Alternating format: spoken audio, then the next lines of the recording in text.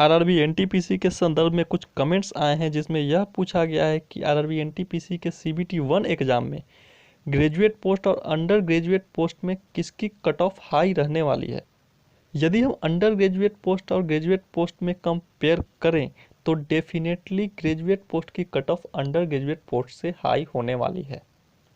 अब यहाँ आपका एक प्रश्न हो सकता है कि ग्रेजुएट पोस्ट के लिए वही कैंडिडेट एलिजिबल हैं जिन्होंने ग्रेजुएशन किया है, मगर इंटरमीडिएट पोस्ट के लिए तो सभी आवेदक जिन्होंने आवेदन किया है एलिजिबल हैं। तो ऐसे में कंपटीशन का लेवल इंटरमीडिएट पोस्ट के लिए अंडर ग्रेजुएट पोस्ट के लिए हाई होना चाहिए, ग्रेजुएशन के लिए कम होना चाहिए। तो फिर मैं ऐसा क्यों कह रहा हूँ कि ग्रेजुएशन पोस्ट की कट ऑफ हाई रहेगी। तो चलिए पहले इस बात को समझते हैं। आप यहाँ देख सकते हैं ग्रेजुएट लेवल की पोस्ट 24,669 है, अप्रोक्स हम इसे 25,000 मान लेते हैं और 10,000 मान लेते हैं इंटर लेवल की पोस्ट है। 25,000 का मतलब ये हुआ कि सीबीटी 1 के लिए 5 लाख कैंडिडेट्स को शॉर्टलिस्ट किया जाएगा ग्रेजुएट पोस्ट में, और इंटरमीडिएट पोस्ट में 10,000 का 20 गुना मतलब 2 लाख कैंडिडेट को, टोटल 7 लाख कैंडिडेट शॉर्टलिस्ट होंगे, जिसमें 5 लाख ग्रेजुएट पोस्ट में और 2 लाख इंटरमीडिएट पोस्ट में। अब इस ग्रेजुएट पोस्ट में आप एक चीज़ और देख रहे होंगे, जो लेवल है जॉब का 7 सीपीसी के हिसाब से 4, 5 और 6 मतलब 4, 5 और 6 लेवल का सारा जॉब है, और इंटरमीडिएट पोस्ट में 2nd और 3rd लेवल का सारा पोस्ट है।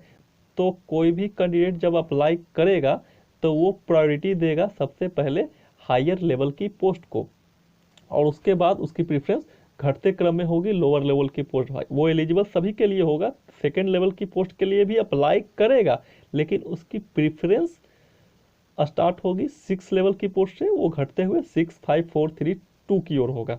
और जो इंटरमीडिएट के कैंडिडेट हैं उनके पास कोई ऑप्शन ही नहीं है, वो सबसे पहले प्रायोरिटी देंगे 3 लेवल की पोस्ट को और उसके बाद 2nd लेवल की पोस्ट को, बशर्ते कि 1% कुछ कैंडिडेट जिन्होंने फिल करते समय प्रायोरिटी फिल करते समय कुछ मिस्टेक्स ना की हो, यदि हम उनको कंसीडर नहीं करते या तो फिर उसको इग्नोर करते हैं, 1% जो बहुत कम होंगे ऐसे कैंडिडेट्स जिन्होंने ये गलती की होगी प्रायोरिटी को भरते समय, तो हम उसे इग्नोर करके यदि देखते हैं तो हम यह मान के चलते हैं कि जो भी कैंडिडेट ग्रेजुएशन किए हुए हैं वो एलिजिबल तो सभी के लिए हैं, लेकिन उनकी प्रेफरेंस ग्रेजुएशन पोस्ट ही होगी पहले। तो जब तक 5 लाख कैंडिडेट शॉर्टलिस्ट नहीं हो जाते हैं तब तक उनको इंटरमीडिएट के पोस्ट में जाने की ज़रूरत नहीं है, उन्हें ऑब्वियसली कोई ना कोई ग्रेजुएशन की पोस्ट मिल जाएगी।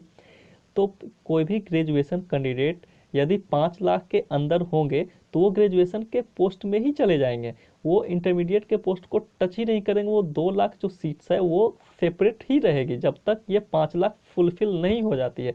इस 5 लाख के भरने के बाद इतने 5 लाख कैंडिडेट जो ग्रेजुएट वाले हैं शॉर्टलिस्ट होने के बाद जो बच जाएंगे वो इंटरमीडिएट लेवल के पोस्ट के लिए शॉर्टलिस्ट होने शुरू होंगे। और इस बीच जो केवल इंटरमीडिएट वाले कैंडिडेट्स थे वो हो सकता है कि इन 2 लाख में 50,000 या 1 लाख कैंडिडेट तब तक शॉर्टलिस्ट हों, चूँकि उनके मार्क्स तो बहुत अच्छे थे लेकिन वो केवल इंटरमीडिएट थे। तो उस हिसाब से हो सकते हैं कुछ कैंडिडेट जो कि इंटरमीडिएट हों और उनके स्कोर अच्छे हों, लेकिन चूंकि हम भी ये जानते हैं कि इंटरमीडिएट की संख्या बहुत कम होगी तो 2 लाख केवल उनसे सारे के सारे कैंडिडेट्स इंटरमीडिएट वाले हैं ऐसा नहीं होगा, कुछ ग्रेजुएट वाले आएंगे, लेकिन ग्रेजुएट वाले कैंडिडेट्स तभी आएंगे जब ग्रेजुएट वाली सीट पूरी फुल हो चुकी होगी। उसके बाद यदि उनकी सीट फुल हो जाए तब वो इंटरमीडिएट वाली सीट पे आएंगे, माने इसके अगेंस्ट शॉर्टलिस्ट होंगे। तो ये चीज़ थी। और ऊपर वाला ग्रेजुएट पोस्ट के फुल होने के बाद अगर वो इंटरमीडिएट वाले पोस्ट पे आ रहे हैं तो ऑब्वियस है कि ग्रेजुएट पोस्ट की कट ऑफ हाई हो जाएगी और उसके बाद जो इंटरमीडिएट पोस्ट की कट ऑफ होगी लो होगी, क्योंकि उसके भरने के बाद ही लोग इसमें आ रहे हैं। तो ये एक आधार था जिसके आधार पर मैंने कहा आपको कि ग्रेजुएट लेवल की पोस्ट जो है हमेशा सीबीटी 1 की बात करें स्पेशली तो अंडर ग्रेजुएट पोस्ट से इसकी कट ऑफ हाई रहेगी। हाँ, तो फिर सीबीटी 2 में उलटफेर हो सकता है, तो उसकी कोई संभावना ही नहीं है, क्योंकि हम जानते हैं कि हर लेवल के लिए सेपरेट एग्जाम होने वाला है सीबीटी 2 में। जो ग्रेजुएट वाले कैंडिडेट्स हैं उन्हें 5 सीबीटी देने के लिए वो एलिजिबल है, जिस पोस्ट के लिए चाहे अपने पाँचों के लिए सेपरेट उन्हें सबके लिए देना होगा। और जो इंटरमीडिएट वाले हैं वो 2nd लेवल और 3rd लेवल यानी कि 2 सीबीटी 2 उन्हें देने होंगे।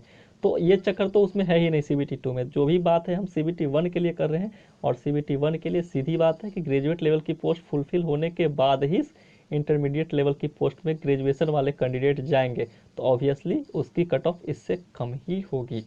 हाँ, ये संभावना जो हम तर्क दे रहे थे वो पॉसिबल हो सकती थी यदि ये दोनों वैकेंसी सेपरेट आई होती और हर कैंडिडेट दोनों पे भरने के लिए एलिजिबल होता। जो ग्रेजुएशन कैंडिडेट किए हुए हैं वो ग्रेजुएशन पोस्ट के लिए भी सेपरेटली अप्लाई करते और इंटरमीडिएट के लिए भी सेपरेटली अप्लाई करते।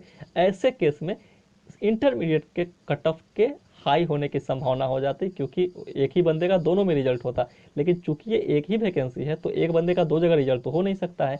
तो इस हिसाब से ग्रेजुएशन की कट ऑफ हाई रहेगी और इंटरमीडिएट की कट ऑफ लो रहेगी।